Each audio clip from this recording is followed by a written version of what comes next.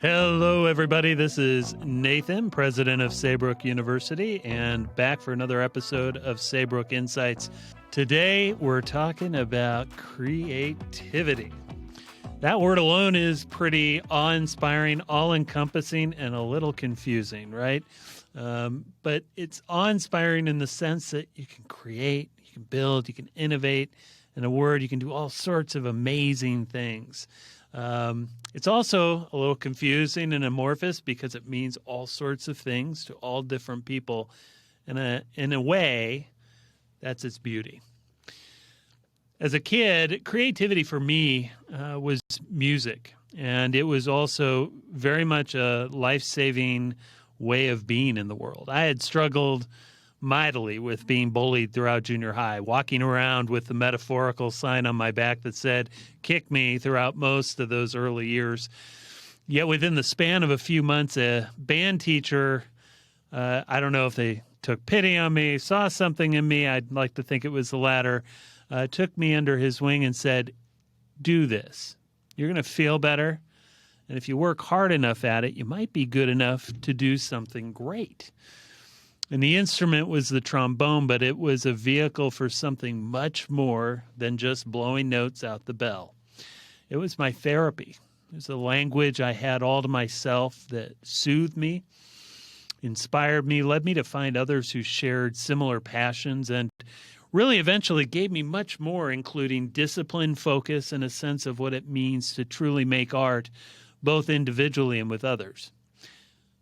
And it's not just me that creativity impacts. There's so many others out there, millions, and I'm sure yourself. You found yourself or others have found themselves expressing their life, their experiences through drawing or painting or sculpting or singing or dancing or through some other creative process, whether that's creating something like a book or innovative techniques for a business.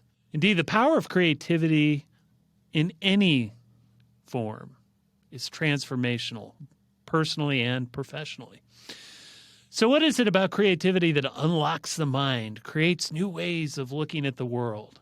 What's the deal with the psychology behind creativity? That's where Robert Cleve, Dr. Robert Cleve, comes in. Dr. Cleve is the specialization chair for our creativity studies specialization in psychology. I'm looking forward to exploring these questions in depth, getting a better sense of creativity as a vehicle for improved mental health, emotional regulation, and yes, even enhanced leadership and approaches to innovation and business. Robert brings a unique background to Saybrook, and we are so glad to have him on today. All right, here he is, Dr. Robert Cleve. Dr. Robert Cleve, what a joy to have you as one of our leading faculty in or from the Creativity Studies specialization. Before we get started, why don't you tell us about yourself, your personal history as it relates to psychology, creativity, and how you wound up at Saybrook University? Thank you, Dr. Long. This is a wonderful opportunity. Yeah, I was doing some reflecting about how I got here, and it took me all the way back to being a small child.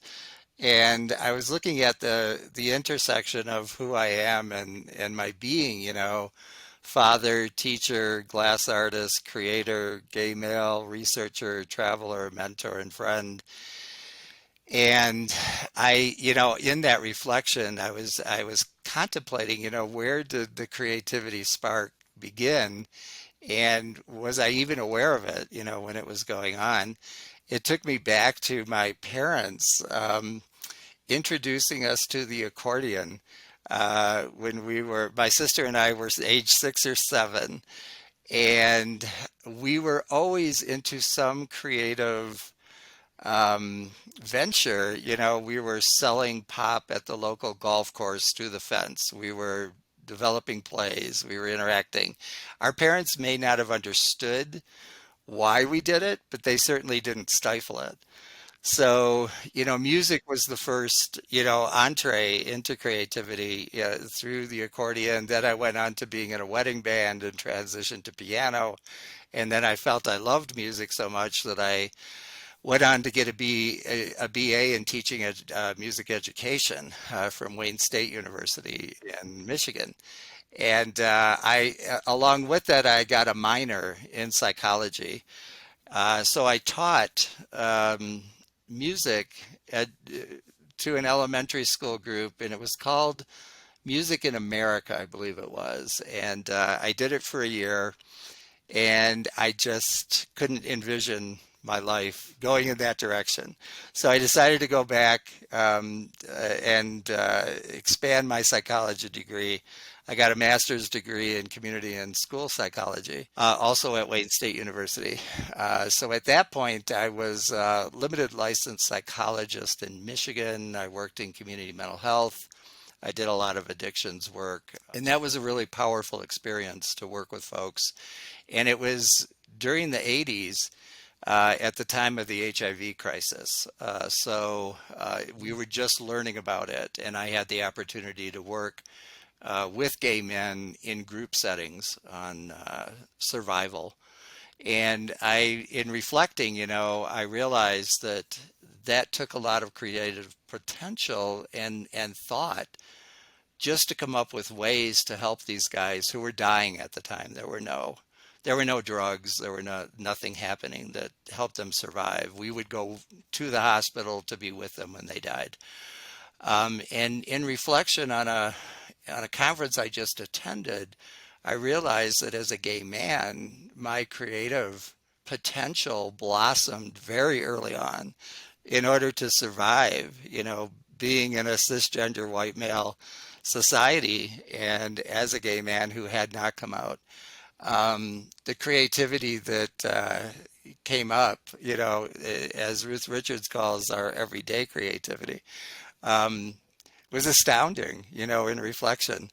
So as the years went on, I moved to Chicago. I was doing a lot of work with chronically mentally ill population. I was the psychosocial rehab director of a 400 bed. We had 400 residents living there. Craziest job I ever had, but I just loved it. I loved working with the population. I was doing private practice then, and I was kind of, getting to the point where, all right, what do I want to do with the second half of my life? And one of my colleagues at the place I was working asked me to adjunct at the Chicago School of Professional Psychology. And during that time, I came to be aware of higher education, that learning process, and really enjoying working with students, mentoring them, working with them on their master's level projects, because I had an MA at the time, and you were allowed to teach the MA, students at that time. And then I thought, well, let me explore getting a Ph.D. or a PsyD. Actually, I was thinking initially of a PsyD. And the job I was working at the time was in a nursing home. I had left the facility for the chronically mentally ill. And I had heard that if you work at the Chicago school, you get free tuition. So I left my job as the psych rehab director in a nursing facility and decided to take a job in the applied professional practice office with Heather Sheets as my boss, who is now the dean at the Washington School. And I did that for a year, and I was thinking about getting my PsyD, and then I thought, I don't really want to go through practicum and internship again. I'm kind of burned out on doing this work. And lo and behold, the International Psychology program was introduced by Bob Clark at the Chicago School. And in reviewing it, I thought, oh my gosh, this is perfect. You can travel, you can learn research. So that was my impetus to enroll in international psychology. And then after graduation, I worked with that department for, it was close to 8 years. I retired, and Drake Spaeth and I worked together very closely at the Chicago School in the MA program. And I would see his posts on Facebook about Saybrook University. And I finally wrote to him and I said, tell me about Saybrook. It sounds like an amazing place. He goes, oh, you got to come and teach with us. So I said, yeah, I think I would like to do that. I'd like to adjunct. So I went through the process. I taught a couple courses, and then Israel Espinoza, my current leader and mentor, is he put me in a creativity studies course, and I was like, oh my gosh, I love this. And the more I explored it and the more I thought about it, and then the job was open, I thought, well, I'll apply. And here I am. Wow, what a rich history. That's the Reader's Digest version of 60 plus years of life. You could write a book, and I'd love to hear more, when we have another opportunity to meet here and maybe offline about your mental health hospital experience, the center that you worked at. That sounds very, very impactful, I would imagine, for those you were serving in that community. Yeah, it was fascinating. Yeah, for sure. Just for our audience, Dr. Cleve mentioned the word pop, and we are now fully bonded because he's a fellow Midwesterner. Yeah.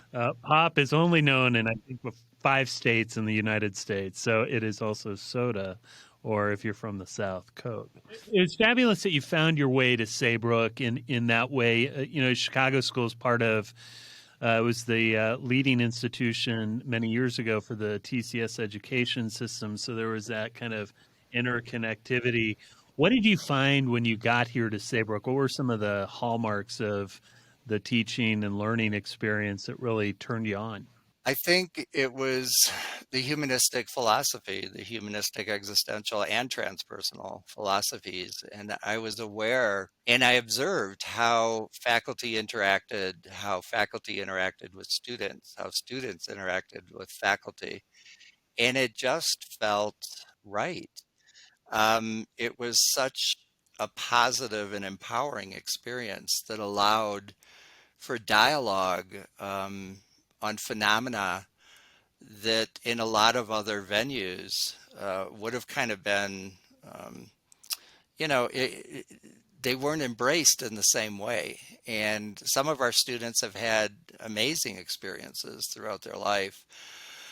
And I think Saybrook is the space or the brave space, as Dr. Gina Belton calls it, to share those experiences and not be considered on the edge of sanity. So our ability to really look at the curiosities of life and reading the authors and really embracing, the seminal authors of humanistic psychology, and even just getting a chance to talk to people like Drake Spaeth, Marina Smirnova, Israel Espinoza, it's just an amazing opportunity. Oh yeah, yeah. You've got some amazing colleagues there and Yeah. national leaders in the Psychology Association. Very cool. So let's dig into creativity, Dr. Cleve. Creativity is a big word, as you know, and seems pretty amorphous to some people. It can mean a lot of things. What does it mean to you? I think I've approached this from a kind of a unique perspective that I have flooded myself with information on the authors and the folks that have been doing the research and really trying to sort through all of the different theoretical components of creativity and the different process from the 4 Ps to the 4 Cs to, whatever theory is in favor right at the moment. And I was encouraged, by a couple of people to go to the Southern Oregon University Creativity Conference, which we actually just returned from. And there were the thought leaders on creativity there. So we were able to really sit down, and because there were only about 70 people that were there live, a lot of people were hybrid or virtual. We had the opportunity to interact at a much more intimate level. Ruth Richards was there, Mark Runco, just some of the real heavy hitters in the field of creativity. And in exploring it, Michael Mumford is now head of Division 10 for the APA, and he gave a talk. He received a Lifetime Achievement Award, and he gave a talk about where we're at with creativity, what we know and what we don't know. And one of the things that I was very conscious about was that it was informative in a way that good research teaches us to explore something, but it was also from a very confined perspective of the tradition of creativity. And my talk at the conference was on the creative spectrum, everything from benevolent creativity to malevolent creativity. And many authors, the Cropleys, have done a lot of work on malevolent creativity. And watching, not to go all political or anything, but watching the hearings um, for January 6th, it is the perfect example of how that can spawn the inception of it and watch it blossom, right? The opposite end of benevolence to how we approach, because everything was extremely creative. I wouldn't have thought of ways to challenge our Constitution, but it was there, and we can't fault it for high creativity marks. That's one way to look at it for sure. Yeah. I think for me, defining creativity, it aligns nicely with how we define a dissertation. It has to be unique and it has to be meaningful.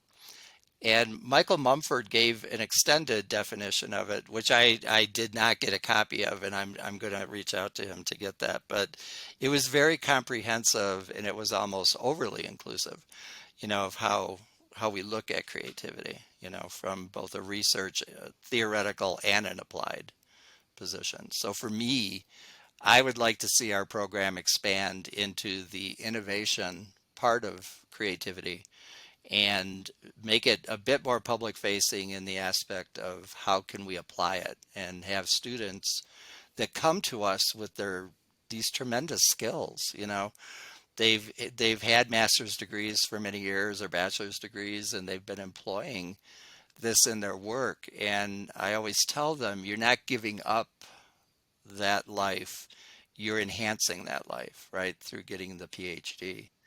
So, um, so for me, it it just covers an entire spectrum, and I'm still working on a personal definition that makes good sense. Maybe we'll work our way through that today because I have a few other kind of questions that maybe will help us illuminate Sure. more of that definition. Because for me, it does. I mean, to your point, when someone says creativity, it's like the story problems in math. When I was a kid, I freeze up and I'm like, well, it's the arts, right? I mean, it's like that's it. I mean, there's more to it. And I was just mentioning that in the the introduction, how music ultimately a key component of creative work out there, not a key, but one of the many, saved my life as a kid, right? And in many ways helped me cope. And this is often the case, I think, for those in the arts, whether it's music or fine art or what have you. It's that element of expression, that venue. Um, so maybe we can get more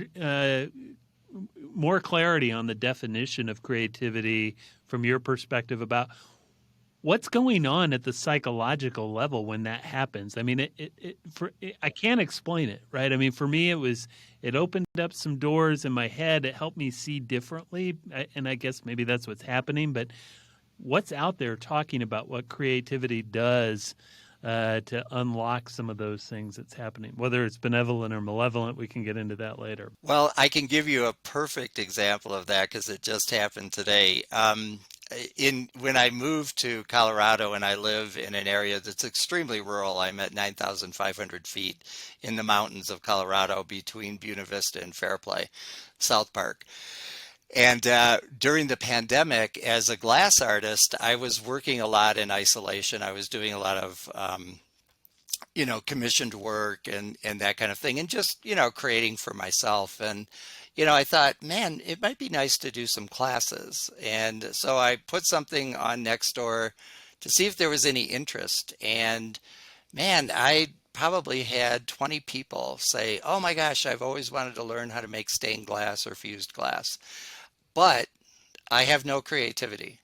I don't know, you're going to have to teach me how to create it.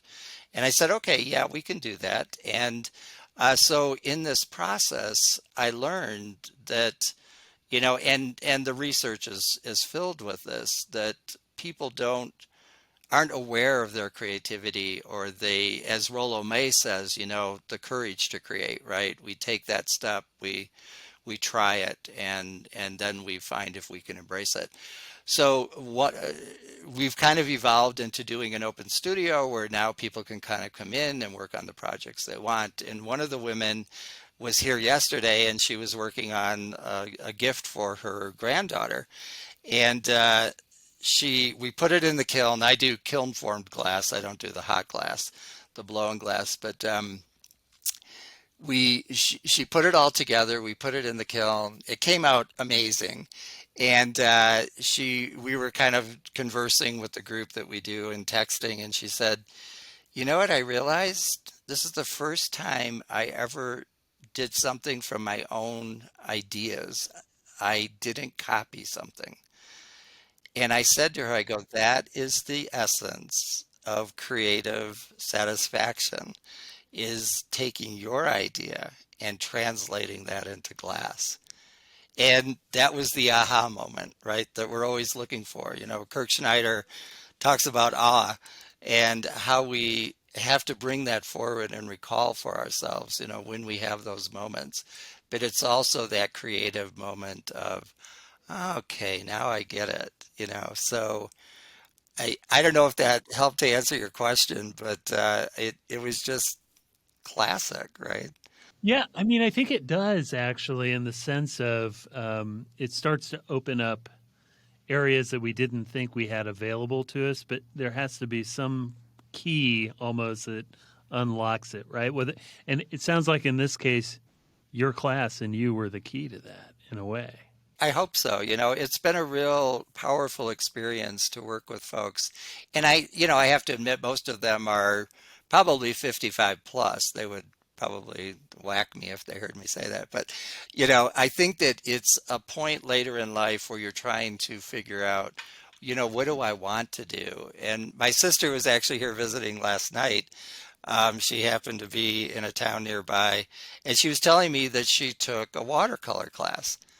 And she had always asked me about painting, and I got one of the Bob Ross, the kits, and I've never opened it or used it. And then after watching the documentary on it, I couldn't. But in her questioning me about why I never did it, I was wondering, is she is it her desire that she wants to paint, that she wants to learn how to do it? And she was a textile maker. She learned how to weave. So it's always interesting, and the impetus, I think a lot of times, is just giving yourself permission, to try something and being willing to fail. Yeah, That's always the key. that's a fabulous point. That is a really fabulous point. So let's lean into the psychology discipline a little bit and how creativity intersects with that. So why study creativity and psychology together? I mean, I think we both know that there's value in it, but I think for the average Jane or Joe, they might be saying, well, I mean, I can go take a watercolor class. If I'm a psychologist, do I really need to take a specialization in creativity? What is that going to do for, the psychologist who's maybe already practicing or someone who's pursuing that as a discipline? I think the psychological components that are involved in it, and we can use a reductionist approach to it and look at the minutia. We can look at the neural stimulation that goes on. Does it stimulate endorphins? Does it stimulate some kind of process for us that brings us joy, or allows us to feel, something beyond ourselves? And if we tie this with humanistic tenets of looking at the whole person and embracing um, all aspects of them, and we can also look from the standpoint of culture, that our culture and the cultures we hold membership in often inform through our our experiences in growing up, the artifacts and the art that comes out of that. And that's a powerful sense of belonging to something. And I think, again, to Dr. Gina Belta would say, it's our ancestors, allowing us, that opportunity.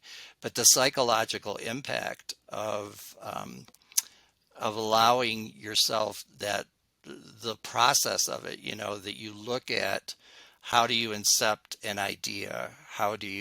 What medium do you want to use, to bring that to fruition? How do you innovate? Is it something that we need? Is it something to solve a problem, right? And could this be happening on a daily basis? My kid, I think during the pandemic, parents were ultimately creative. How do I get them to go to school? How do I survive this? Right. And the psychology in the satisfaction of being able to achieve getting through yet another day, right? It seems small, but in reality, it provides so much for us.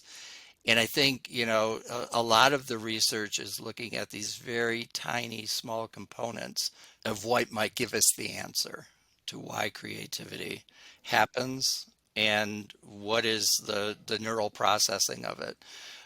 But from our standpoint as humanistic psychologists and existential psychologists, we also embrace the philosophical component of the why. What does it mean, to be creative? And as we reflect and as we, really embrace the phenomena that are put in front of us, we had an interesting discussion again at the conference about how creativity and ego just they don't coincide well. The eminent C folks that we know about, Bagetto and Kaufman, did the four C's of mini C, little c, pro C, and big or eminent C. And that's a lot of the psychology of it is that if you feel like every time you sit down, you have to produce something phenomenal, or that's going to change the world, then you probably won't engage it. It's okay to just create something that you want to put on your nightstand and look at to enjoy. And be satisfied with that or get healing from it in some meaningful way. Or, yeah, that's terrific. Yeah, and folks use writing and poetry. Poetry is a big thing at Saybrook, and we really look at how the properties of written word and conveying thought, through that, whether it's a poetic stanza or a narrative, the power of the story is what heals us and guides us right to the next journey. I mean, it's almost like you know the questions I was going to ask, and honest to goodness, you didn't get these ahead of time. So we do have a major health care crisis right now in this country, a mental health care crisis, right? We're hearing about it every day, and no doubt we've had one as long as I can remember. I mean, my dad was a mental health worker, a social worker, very much like yourself, actually, in your early career. And it's even more acute now, right? How does creativity factor into helping therapists and patients manage all of this incredible change we're witnessing, inclusive of the trauma and the near day-to-day shifts we're experiencing? You alluded to this, like even with, it sounds mundane, but it was actually kind of heroic, right? How all these parents across the country during a pandemic lockdown had to be creative and how to get their kids to school and, get to work and figure out how to feed everybody and take care of folks. So I'd be curious as to your thoughts about this, especially with the current milieu that we're in right now. Yeah, I sit down sometimes and I'll watch the news and I realize that we have so much data coming into us. We don't know what to do with it. We don't know where to start with it. For me, I can actually walk downstairs in my cabin, and the lower level is my studio. So I have immediate access to escape and being able to just go down and create. I put on some classical music or jazz and, off I go.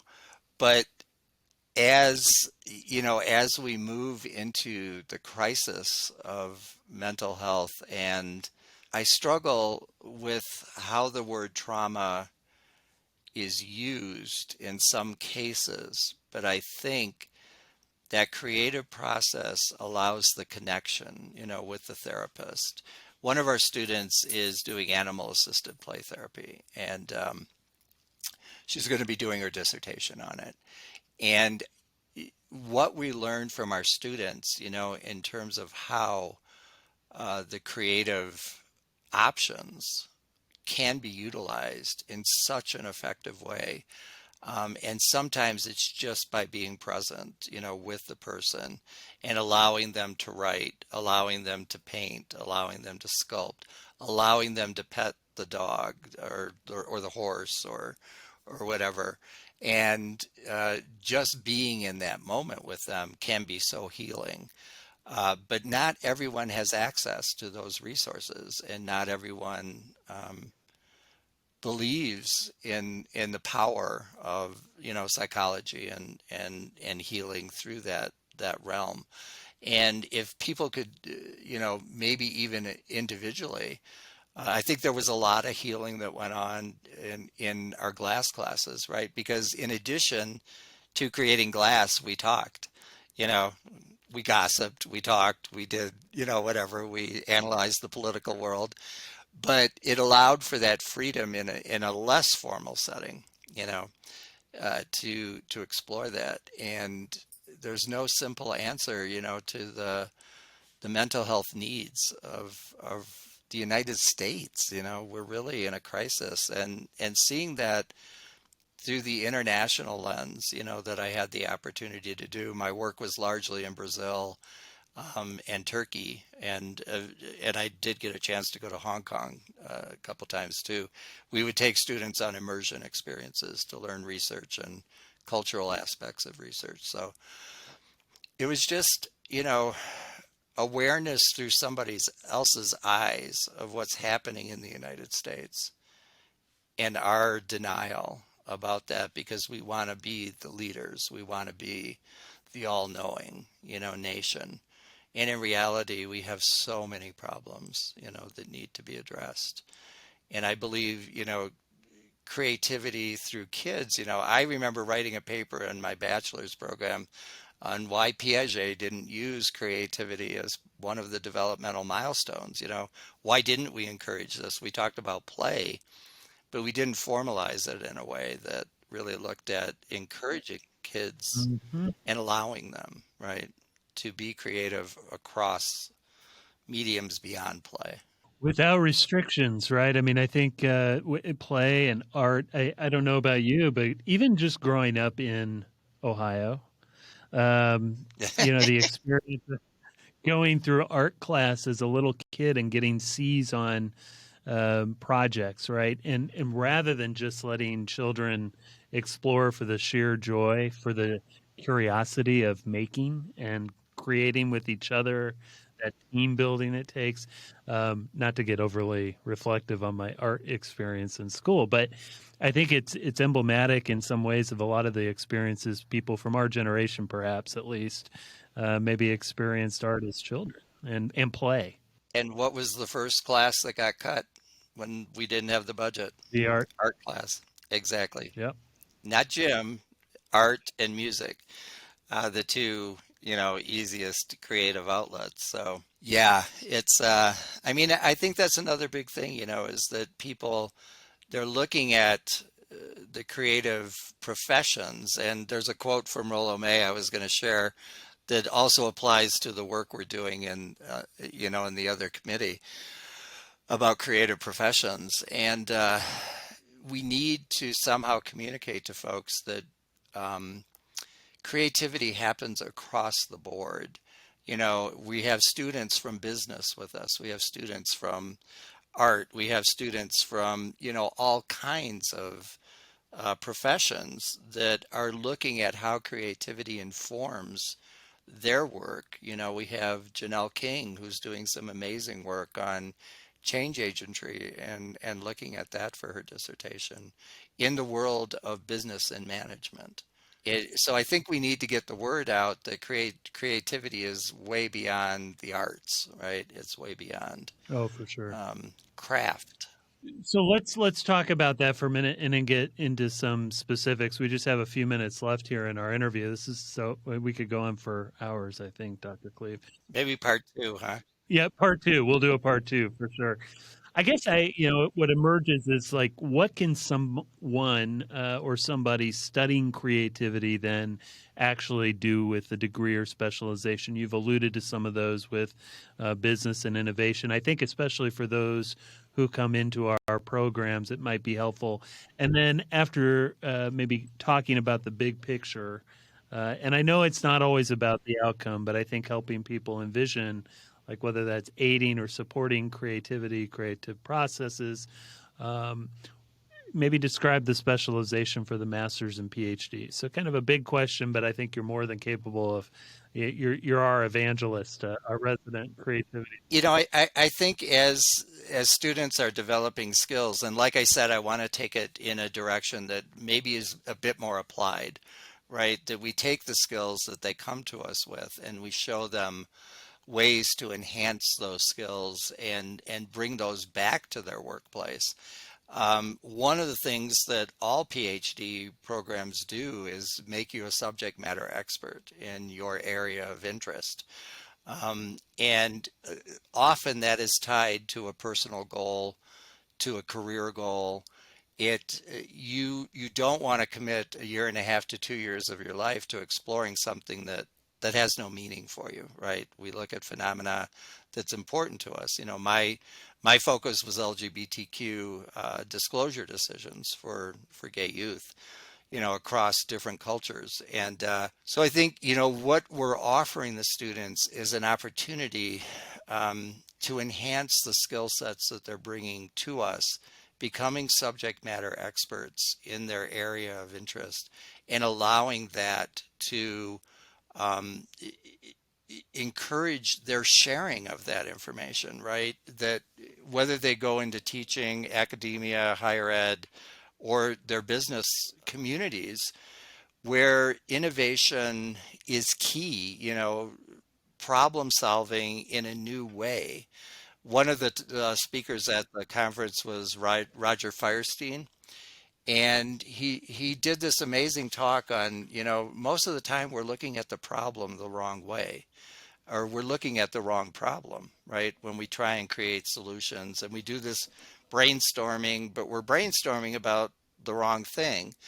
And so I think for our students, to help them zero in on what the problem is and looking at that um, intelligently and thoroughly. If you can identify the problem, you have a much better chance at creating the solution for it. So as we move through the different courses that we're teaching, and we're updating them, we're bringing them, to life in 2022. We're really also looking at what specific skills can we give them, not in terms of analyzing, their art projects or creating an art project, but more in understanding, that process. The product is important, like you just pointed out, Sure. but it's the process that gets us there that enhances our thinking. Yep. And it captures kind of Saybrook in a nutshell, right? It's the Yeah. means and the ends, not solely the ends, right? Yeah, absolutely. So if I'm a master's student or psychology student, kind of in a nutshell, what does a specialization in creativity look like? Is it a couple classes? Is it three? Is it five? Does it take 3 years to do? Yeah, so it's usually 5 courses for the 3 to 5, depending on which specialization you're in. And you're pretty much getting the general psychology degree, so you're taking a lot of the PSY courses. And when you are ready to decide which of the creativity courses you want to engage in, whether it's creativity in writing, holistic health and poetry, or just our dimensions and perspectives of creativity, where we're allowing them to explore the literature, the research, and what we can do with that information towards their own research. So the creative aspect that comes into play here also involves a lot of the consciousness and spirituality that we have in our CSIH course. So we see a lot of, and we have a lot of the existential humanistic tenets, so there is a fair degree of overlap. But in the creativity specialization itself, it's allowing those to explore the change within themselves and how that can be harvested in a way that brings talent, to the world and in depending on what the profession is. So we really look at each student individually and where their areas of interest are, where they've been, and where they want to go. So it's really important that we work with them and develop a plan. And Vasiliki is amazing with that. She's always on top of the plan. She's just one of our many that get it done, but she's fabulous at helping our students get direction. And then the final deliverable for the masters is a project, so generally they're working on something of interest. And then the deliverable for the PhD is the dissertation. So that in and of itself gives you some incredible background as you go back out into the world or continue in the world. Yeah, no, that's terrific. So, for those who are out there listening and curious, it's a master's or PhD in general psychology and humanistic psychology. You can take 3 to 5 courses, a concentration to a specialization. You do not have to be an artist. You do not have to be a practicing psychologist. No. You actually, right? You can be someone who is interested in innovation, entrepreneurship, to trying to figure out what this creativity thing is all about and how you might be able to apply it in other aspects of your life. So it's got some broad applications. Yeah. All right, Dr. Cleve, we're going to move into our rapid fire round. So we're just going to Okay. two easy questions that you can do. Easy. Where's my buzzer? You know what? That's something we should send out to everyone doing interviews. I like that. Here's the last question that I ask all of my guests. What does the term humanistic mean to you? As I've moved into Saybrook and embraced, the ideas, humanistic psychology means to me understanding, each person as they present themselves, allowing them to be authentic in your presence and being authentic with them, encouraging the dialogue about who they are, who they think they are, and the culture of learning from them. We talk a lot about cultural humility, but we don't always practice it in a way that's meaningful.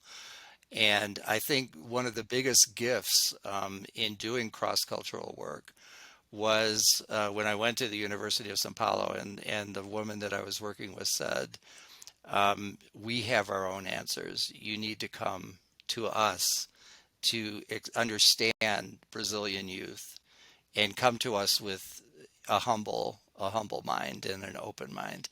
And it was one of the more powerful experiences of my life, but it's also the basis of humanistic psychology, is being open to learning. Yeah. Yeah. It's the Rogerian call to action, right? How Yeah. can I help? I mean, at the end of the day, rather than saying, here's what I'll do to make your life better. And it's Mary Watkins' work on accompaniment, that we travel together on the journey, but we learn from each other. So That's right. All right. Last question. With all that's out there regarding the challenges in the world, what are 3 things people can do right now to improve their mental health? I think allowing yourself to be humanistic in all of your interactions, it brings you peace of mind. It gives you comfort, and it gives you a sense of being in the world in a way that gives us purpose, right? I, from my specialization point of view, is don't be afraid to create. Go and do something that you want to do or you've always wanted to do. And even though it's not going to cure, paying your electric bill, it is going to give you a moment of respite, from worry and from the challenges that we face, all of us face, every day. It's a big difference as we move across the spectrum of it. But make time in your life to really embrace your creative potential. Look at things across the entire spectrum of how benevolence and the dark side of the dark, looking at the dark side of our creativity allows us to also look at the shadow, right? And it doesn't mean that it's something awful or ominous. It just means it's something within us that we haven't touched on yet that might be useful. So create, do something. So be humanistic in your entire life, create and live into your creative potential. Is that fair to say? That's a great summary. All right. Dr. Robert Cleve, before you go, where can people find you on the web? Do you have any particular places you want to refer them to? I mean, I have my Glass website if people want to check that out. It's glassco.org, glassco.org. You could take a look. That's some of the stuff. I haven't updated it, and I'm on LinkedIn. I need to be much more aware of my social presence. It's something that I've let slip. So, and of course, I'm at Saybrook. We'll keep working with you on that one. Yes, and it's Saybrook University, and it's Cleave, Cleve for our audience members. And Robert, what a pleasure. Thank you so much for educating me and our audience today. You're just such a great soul, and you're a real joy to have here at Saybrook. Thanks for joining us today. Thank you, Dr. Long. I greatly appreciate it. I look forward to talking with you more. Oh, man. Thank you again, Dr. Cleve. Love this topic on creativity so much. I hope all of you enjoyed Robert as much as I did. Remember, he had three major takeaways. Live into that humanistic, whole self experience of being a person, a human. Do something creative. That's the second one. And live into your full creative potential. Those are the three major takeaways that Dr. Cleve gave for all of us to think about, to ruminate on, and to act on. If you want to see the video elements, we've created these segments, and you can find those on the Saybrook University YouTube channel. And if you would like, and I would please ask, please support our podcast. Go to Apple iTunes and leave a 5-star rating and review and subscribe so you can get episodes as they come out. If you're on Spotify, leave a 5-star rating and make sure to follow us. You can, of course, subscribe to us on most major podcast platforms, including Google Podcasts, Stitcher, Pandora, and my personal favorite, Pocket Casts. Remember to check our show notes for information on today's guest, including links to websites, books, etc. And for more about our psychology program and the creativity studies specialization or the university, go to www.saybrook.edu. Click on areas of study at the top of the page and locate the program to learn more.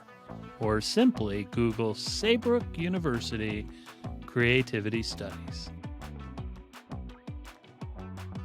Thanks, everyone. Take care. Be well.